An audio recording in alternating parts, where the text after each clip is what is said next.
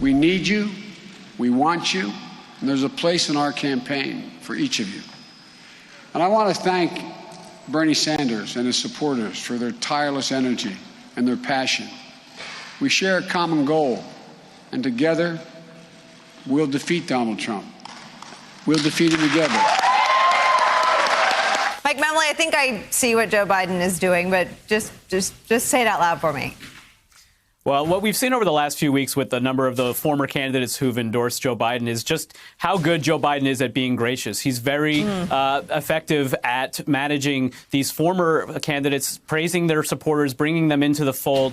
One of the reasons why I think he's stumbled in some of the previous debates, and a number of Biden advisors have said this to me, is he generally likes all these other Democrats. He thinks they're all great. And he's been talking especially about some of the younger candidates about how much promise there is for the party. And so as he put it himself in that big Detroit rally on Monday night, he does see himself as a bridge. And so this is all about Joe Biden taking a moment in time where he does feel like, as he puts it, the soul of America character is on the ballot and scoring a victory for the Democratic Party to help usher in this new generation of leadership. Steve Kornacki, I had decided in my political career that endorsements didn't mean very much. I was wrong. I think they're lifting him to maybe even bigger margins. I don't know if you're seeing any evidence of that, but it is certainly helping him to be seen alongside people that look like the future of the Democratic Party: Kamala Harris, Cory Booker, Pete Buttigieg, Beto O'Rourke in Texas.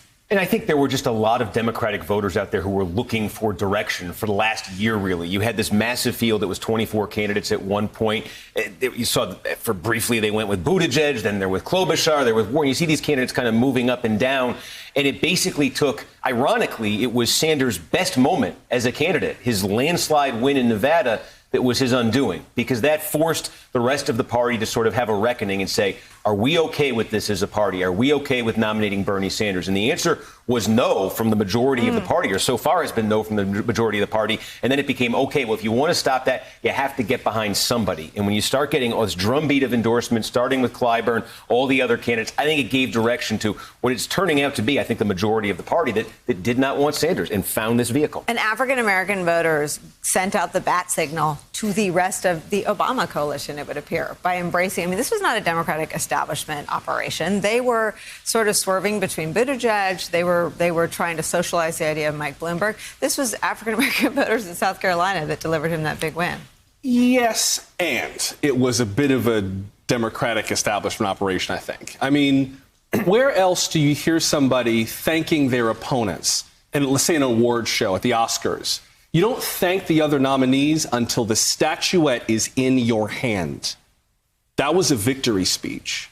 He is trying to jump from primary to general now and begin to coalesce people now, which I'm not sure whether or not that's going to turn out to be the best strategy, especially for the demographics of voters that the Democratic Party is trying to get at. I mean, this feels like a continuing storyline from the midterms almost. Because remember what we saw when the midterms happened. Highest number of women in the history of the U.S. Congress. Highest number of Hispanic Americans, Latinx Americans in the history of the Congress. First two members of Congress who were Native American. And then you have the squad, Ilhan Omar, Ayanna Pressley, Alexandria Ocasio-Cortez. You have these new Rashida Tlaib, these new members who change the complexion of the Democratic coterie in Congress that say to the rest of the party, oh, wow.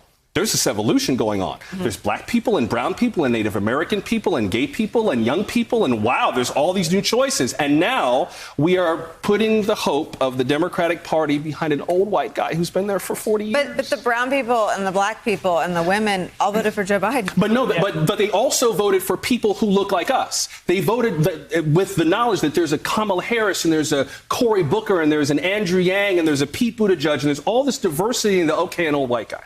And I'm not sure for the lifespan of the Democratic Party that that's bad necessarily, but I think there will be a reckoning eventually when Democrats look around and go, wait a minute, where are all the brown people who actually get a chance to be the nominee? But if you just look at the voters, it would appear that the Democratic voters have said, all right, we'll do that later. Let's get rid of Trump first. They did, and I thought the way he handled it last night, I thought he was talking about the way he unified the party or sending a signal of how he unified the party as a general election message, the way that he can unify this country after Donald Trump, after he beats Donald Trump and becomes the president. I thought that was a very important message and way to talk about both how he's won the primary and what kind of leadership he can bring to the country.